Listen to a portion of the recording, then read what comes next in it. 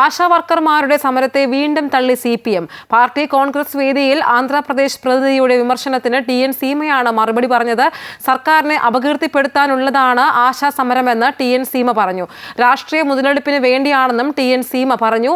അതേസമയം മാസപ്പടി കേസ് നിയമപരമായി നേരിടേണ്ടത് അതുമായി ബന്ധമുള്ളവരെന്ന് CPM പോളിറ്റ് ബ്യൂറോ അംഗം മുഹമ്മദ് സലീം പറഞ്ഞു. രാഷ്ട്രീയമായും നിയമപരമായും നേരിടുമെന്ന പ്രകാശ് കാരാട്ടിന്റെ മറുപടിക്ക് വിരുദ്ധമായാണ് മുഹമ്മദ് സലീമിന്റെ നിലപാട്.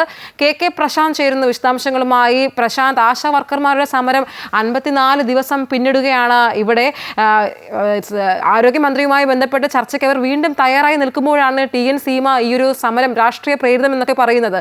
എന്താണ് ഇതിന്റെ വിശദാംശങ്ങൾ?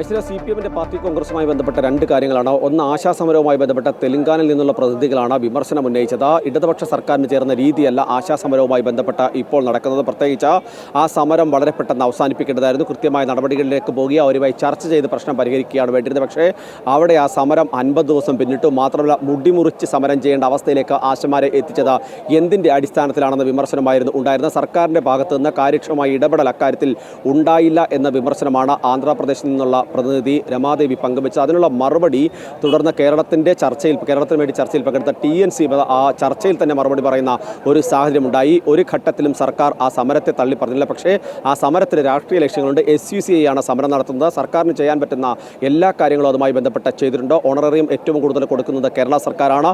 അതൊന്നും കാണാതെ ചില പ്രതിനിധികൾ വിമർശനം ഉന്നയിക്കുന്നു എന്നുള്ള ആക്ഷേപമാണ് TN സീമ ഉൾപ്പെടെയുള്ള കേരളത്തിൽ നിന്നുള്ള പ്രതിനിധികൾ വ്യക്തമാക്കിയത്. അതോടൊപ്പം തന്നെ മറ്റു ചില വിമർശനങ്ങൾ കൂടി ഇപ്പോൾ ഇതിൻ്റെ ഭാഗമായി ഉയർന്നു വരികയൊക്കെ ചെയ്തിട്ടുണ്ട്. പ്രത്യേകിച്ച് വനിതാ പ്രാതിനിധ്യ അടക്കം ഉയർത്തിക്കൊണ്ടുവരിക തുടങ്ങിയ കാര്യങ്ങളാണ്.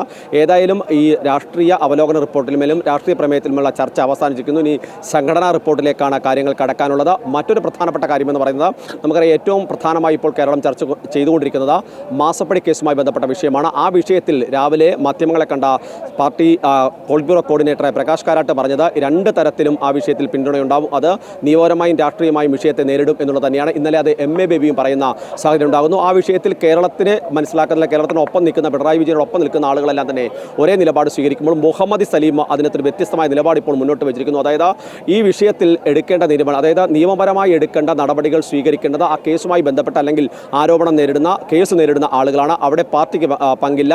പാർട്ടി ആ വിഷയത്തിൽ കക്ഷിയല്ല എന്നുള്ളതാണ് മുഹമ്മദ് സലീം പറഞ്ഞിരിക്കുന്നത്.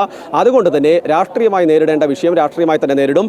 ഏതെങ്കിലും തരത്തിൽ സർക്കാരിനെയോ മുഖ്യമന്ത്രിയെ രാഷ്ട്രീയമായി എതിർക്കാൻ ശ്രമിച്ചാൽ അതിനെ രാഷ്ട്രീയമായി തന്നെ നേരിടും. പക്ഷേ മറ്റു തരത്തിൽ നിയമപരമായി നേരിടേണ്ടത് ആ കേസുമായി ബന്ധപ്പെട്ട് നിൽക്കുന്നവരുടെ ഉത്തരവാദിത്തമാണ് എന്നുള്ളതാണ് മുഹമ്മദ് സലീം പറയുന്നത്. അതായത് കേന്ദ്ര നേതൃത്വത്തിനിടയിൽ നിയമപരമായി നേരിടുന്ന കാര്യത്തിൽ ഒരു ഭിന്നത അല്ലെങ്കിൽ ഒരു അഭിപ്രായ വ്യത്യാസം ഉണ്ട് എന്ന് തന്നെയാണ് ഇതിലൂടെ വ്യക്തമാകുന്നത്. ശരി, KK പ്രശാന്താണ് വിശദാംശങ്ങൾ നൽകിയത്.